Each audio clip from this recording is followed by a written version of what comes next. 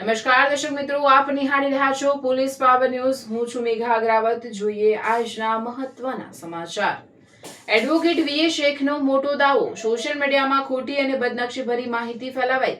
Criminal ડિફેમેશનનો case દાખલ. કાનૂની કાર્યવાહી બાદ સંબંધિત પત્રકારે ફોન પર ભૂલ સ્વીકારી માફી માંગી હોવાનો પણ દાવો. શું છે સમગ્ર મામલો, જોઈએ વિગતવાર.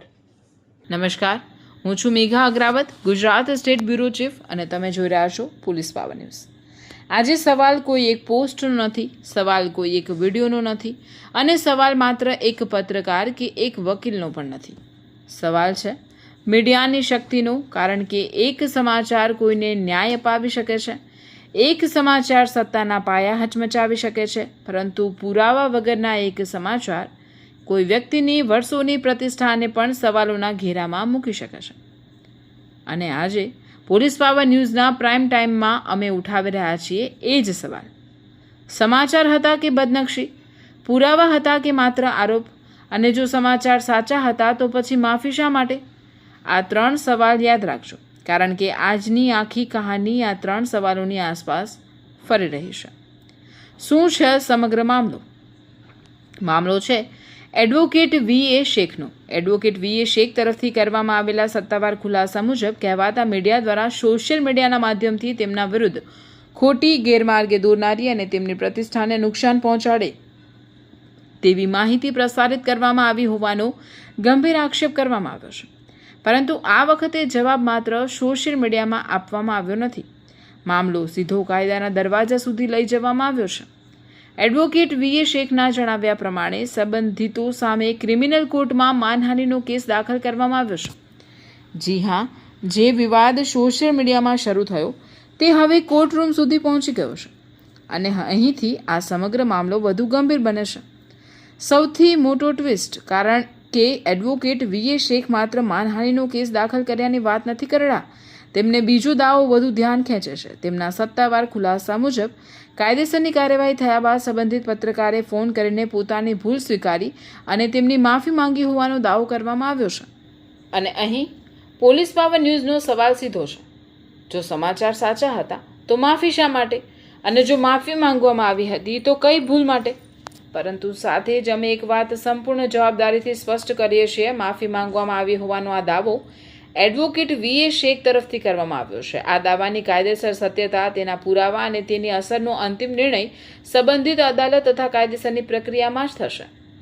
પોલીસ પાવર ન્યૂઝ કોઈને કોર્ટ પહેલા દોષિત જાહેર કરતું નથી, પરંતુ સવાલ પૂછવાનું પણ બંધ કરતું નથી. હવે સવાલ મીડિયાને. આજે અમે અમારા પોતાના ક્ષેત્રને પણ સવાલ કરીએ છીએ, કારણ કે પત્રકારિતાનો અર્થ માત્ર માઇક, કેમેરો, ફેસબુક લાઈવ, યુટ્યુબ રીલ કે વાયરલ પોસ્ટ નથી. પત્રકારિતાનો પહેલો શબ્દ છે ફેક્ટ, બીજો શબ્દ છે વેરીફાઈ, અને ત્રીજો શબ્દ છે રિસ્પોન્સિબિલિટી.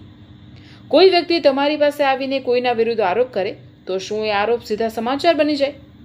ના. કોઈ વોટ્સએપ મેસેજ મળે તો શું તે પુરાવો બની જાય? ના. કોઈ વિડીયો વાયરલ થાય તો શું તેમાં કહેવાયેલી દરેક વાત સત્ય બની જાય? ના. તો પછી પત્રકારની જવાબદારી શું? સવાલ પૂછવો, દસ્તાવેજ જોવો, બીજો પક્ષ લેવો, પુરાવા ચકાસવા અને ત્યારબાદ સમાચાર બતાવો. કારણ કે કેમેરો કોર્ટ નથી, માઇક જજ નથી, અને સોશિયલ મીડિયા ચુકાદો નથી. એક વ્યક્તિની પ્રતિષ્ઠાની કિંમત શું? આ સવાલ ખૂબ મોટો છે. એક વ્યક્તિ પોતાની ઓળખ બનાવવા કેટલા વર્ષો ખર્ચે છે? 10 વર્ષ, 20 વર્ષ, 30 વર્ષ? પરંતુ સોશિયલ મીડિયાના યુગમાં એક પોસ્ટને વાયરલ થવામાં કેટલો સમય લાગે? કદાચ થોડા મિનિટ.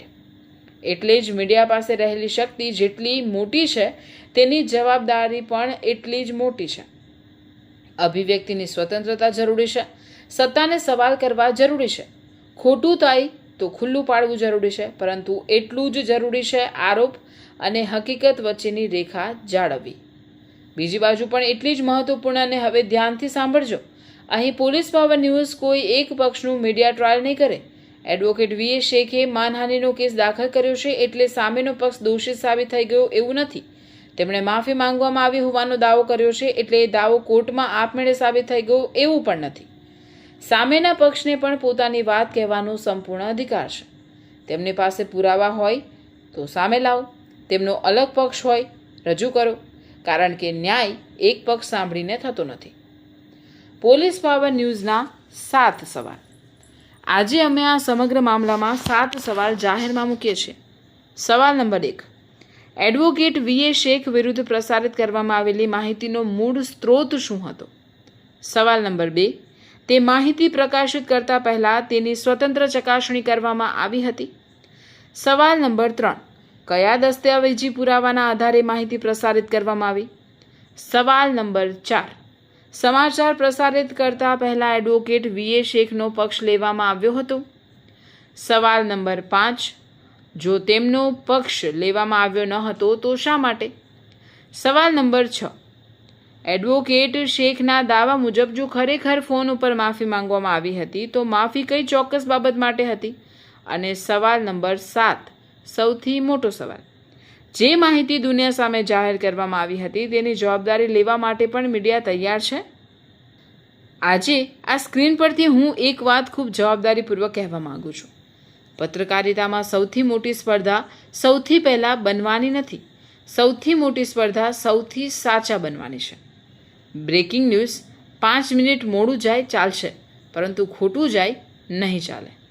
કારણ કે બ્રેકિંગ કરતાં પહેલાં ચેકિંગ, વાયરલ કરતાં પહેલાં વેરિફિકેશન, એલિગેશન કરતાં પહેલાં એવિડન્સ. આ 3 શબ્દો માત્ર આ કેસ માટે નથી, આ સમગ્ર મીડિયા જગત માટે છે. અને તેમાં પોલીસ પાવર ન્યૂઝ પોતાને પણ અપવાદ નથી માનતું. અમારા સમાચાર ઉપર પણ સવાલ થવો જોઈએ. અમારી પાસે પણ પુરાવા માંગવા જોઈએ. અમારી ભૂલ હોય તો અમને પણ જવાબ આપવો જોઈએ. કારણ કે જે મીડિયા બીજાને જવાબદાર બનાવે છે એ મીડિયાએ પોતે પણ જવાબદાર રહેવું પડે. હવે આખી કહાનીનો અંત એક જ જગ્યાએ આવીને ઊભો રહે છે.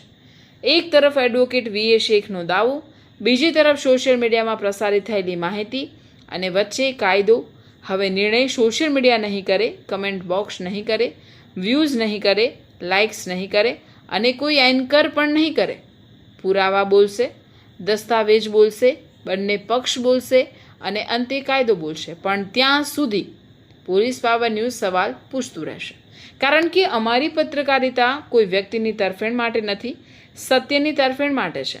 અમારી લડાઈ ટીઆરપી માટે નહીં, ટ્રુથ માટે છે. અમારી ઓળખ માત્ર એક નામથી નહીં બને, વિશ્વસનીયતાથી બનશે. યાદ રાખજો, અવાજ અનેક હશે, સત્ય એક જ હશે. આરોપ અનેક હશે, નિર્ણય પુરાવાનો હશે. અને જ્યાં સવાલ અટકાવવામાં આવશે ત્યાંથી પોલીસ પાવરનો સવાલ શરૂ થશે. હું છું મેઘા Agravat, Gujarat state bureau chief. તમે જોઈ રહ્યા છો પોલીસ પાવર ન્યૂઝ. સવાલ સત્તાને પણ, સવાલ વ્યવસ્થાને પણ, સવાલ મીડિયાને પણ. કારણ કે પાવર કોઈ વ્યક્તિનું નથી, સત્યનું હોવું જોઈએ. પોલીસ પાવર ન્યૂઝ, સત્યનો સવાલ, પુરાવાની તાકાત. આ સમાચાર એડવોકેટ વીએ શેખ દ્વારા આપવામાં આવેલી બાઇટ, સત્તાવાર નિવેદન તથા તેમની તરફથી કરવામાં આવેલી રજૂઆતના આધારે તૈયાર કરવામાં આવ્યા છે. સમાચારમાં ઉલ્લેખિત આરોપો, માફી માંગવામાં આવી હોવાની બાબત તથા અન્ય સંબંધિત દાવાઓ એડવોકેટ વીએ શેખની રજૂઆત મુજબ દર્શાવવામાં આવ્યા છે. પોલીસ પાવર ન્યૂઝ આ દાવાઓની સ્વતંત્ર રીતે અંતિમ સત્યતા પ્રમાણિત કરતું નથી. સંબંધિત અન્ય પક્ષને પણ પોતાનો પક્ષ અને પુરાવા રજૂ કરવાનો અધિકાર છે તથા સમગ્ર મામલાની અંતિમ સત્યતા, કાયદેસરની તપાસ, ઉપલબ્ધ પુરાવા અને ન્યાયિક પ્રક્રિયાને આધીન રહેશે. मेरा नाम एडवोकेट वी.ए. शेख है। महागुजरात एक्सप्रेस न्यूज़ करके कोई है जिसने मेरे अगेंस्ट कि भाई हनी ट्रेपમાં સંડવાયેલ वकील અને હાલમાં માથાભાર તત્વોના वकील बनेल છે, इस तरह का टैग करके मेरा नाम बदनाम किया और साथ मेरा फ़ोटो भी अटैच किया। और फ्यूचर में एक 2025 में एक एफआईआर हुई थी, वो भी डिफामेशन की एफआईआर, वो भी उसको इसके साथ अटैच करके गलत तरीके की गलत माहिती लोगों फैलाकर मुझे बदनाम करने की कोशिश करी। हो सकता है उनका टारगेट मुझसे खंडड़ी करना हो कि भाई इस रिगार्डिंग मुझे फ़ोन करे या पैसा, क्योंकि मेरा नाम चर्चा पूरे गुजरात में चलता है, वो भी एक रीज़न हो सकता है। पर उन्होंने जो बदनामी करी है मेरी बेवजह, उसलिए मैंने ये मीडिया कॉन्फ्रेंस करी है। अच्छा, ये जो उन्होंने जो आप पे जो एलिगेशंस जो उठाए हैं, तो उसके बाद में उनका कोई कॉल आया था आपके ऊपर? हाँ, मुझे कल की डेट में, कल तारीख 13 तारीख को रात के 8 बजे कॉल आया था। और ये जो महागुजरात एक्सप्रेस न्यूज़ के जो मालिक हैं हर्षिदीप ठाकुर करके, उन्होंने मुझसे माफ़ी मांगी, अजीजी करी कि भाई मुझसे गलती हुई है, यानी वो खुद कह रहे मुझसे गलती हो गई है और मेरा किसी ने मिसयूज़ किया हुआ है। और आपको टारगेट करने के लिए मुझे कहा गया था, तो मैंने आपको टारगेट किया। और जिसने ये काम मुझे सौंपा था उसका नाम मैं डिक्लेयर नहीं कर सकता, कुछ वजह है। ये बात हुई, सारी रिकॉर्डिंग मेरे पास मौजूद है, पूरा आधे घंटे की रिकॉर्डिंग है। वो उन्होंने कहा कि मुझसे बहुत बड़ी गलती हुई, आइंदा ध्यान रखूँगा। और किसी का टारगेट था, किसी ने मेरा कंधा यूज़ किया आपको बदनाम करने के लिए, ऐसा साफ वो कह रहे हैं। अगर वो रिप्लाई में अगर ये बात को नकारते हैं कि नहीं भाई मैंने ऐसी कोई बात नहीं करी है, तो मैं ये ऑडियो क्लिप भी मैं सोशल मीडिया वायरल कर दूँगा मैं। ये वो जो वीडियो मेरे अगेंस्ट हनी ट्रैप का जो खोटा आरोप लगाया गया था, उसके अगेंस्ट मैंने कल मेट्रो कोर्ट में डिफामेशन एंड मानहानि का केस मैंने कर दिया है। और साइबर क्राइम में पुलिस फरियाद की है, बड़े अधिकारियों के समक्ष, पुलिस अधिकारियों के समक्ष अर्जी भी करी है। और उसकी डेट भी कोर्ट में पड़ चुकी है। अब नेक्स्ट डेट को क्या होता है वो तो नोटिस मिलने के बाद सामने वाले को मालूम पड़ जाएगा। कोर्ट ने नोटिस निकाल दिया है, मैंने मानहानि का केस कर दिया है कोर्ट के। मैं कंफर्म नहीं कर सकता, बाकी मैं ये सोशल वर्क जो करता हूँ, मानव अधिकारों के लिए, लोगों गरीबों के लिए हेल्प करता हूँ, लोगों की हेल्प करता हूँ मैं। और मेरा आप सोशल मीडिया प्लेटफॉर्म में जाके देखो, मैंने कई और गुंडा लुखा तत्वों के अगेंस्ट मैंने केस लड़ा हुआ है। कोई भी मेरा दुश्मन हो सकता है जिसने इनको ये सुपारी दी हो, काम दिया हो कि आप इस वकील की छवि खराब करो ताकि ये समाज में ये सब काम ना करे और इसका नाम खराब हो, और या तो ये सुसाइड कर ले या ये काम छोड़ दे या फील्ड में से हट जाए। बल्कि बल्कि मैं इस फील्ड से हटने वाला नहीं हूँ। अन्याय के खिलाफ मेरी लड़ाई चलती रहेगी। जिसको जितना डालना मेरे अगेंस्ट डाले, मुझे कोई फर्क नहीं पड़ता। वो दो बाकी जो उस वीडियो के अंदर जो दो फोटो है, एक सोहरत सनी और रफीक नूरी का, वो भी इस हनी ट्रैप में शामिल नहीं है। मैं चाहता हूँ वो भी अपनी तरफ से अलग पिटीशन डाले ताकि 3 पिटीशन इसके अगेंस्ट चले तो पता चले कि कानून कायदा क्या होता है। वकील साहब, मैं ये पूछना चाहता हूँ, ऐसे पत्रकारों को आप क्या बोलना चाहते हो और सरकार ऐसे पत्रकारों पे क्या एक्शन लेना चाहिए? मेरा तो पत्रकार सब लोगों से, मित्रों से ये कहना है कि भाई मेरे पत्रकार मित्र आप भी लोग हो और कई सारे 500 लोग ऐसे मीडिया वाले हैं जो मेरे अच्छे खासे दोस्त हैं। और कई मीडिया चैनल में लीगल एडवाइजर भी हूँ, कई संस्था में लीगल एडवाइजर हूँ। मीडिया काम है भाई सच्चाई बताना, लोगों को हकीकत बताना, सरकार की कुनीति बताना। लोकशाही का चौथा स्तंभ जो है वो मीडिया है। पर इस तरह हकीकत चलाइए, पूरी इंक्वायरी करके चलाइए ताकि सच क्या लोगों को मालूम पड़े। आप किसी का नाम बदनाम ऐसे किसी कहने पर ना करें, ये बहुत गलत बात है। मैंने खुलासा कर दिया पहले ही कि वो मीडिया कर्मी जो थे हर्षित डी ठक्कर, उन्होंने क्लियर करा भाई मेरा किसी ने मिसयूज़ किया है। तो वो नाम डिक्लेयर नहीं कर पा रहे, हो सकता है उनको कोई ज़्यादा प्रेशर हो, लेकिन मैं भी उनकी माफ़ीनामा स्वीकार नहीं करूँगा। मैंने कोर्ट में मजबूत केस किया हुआ है।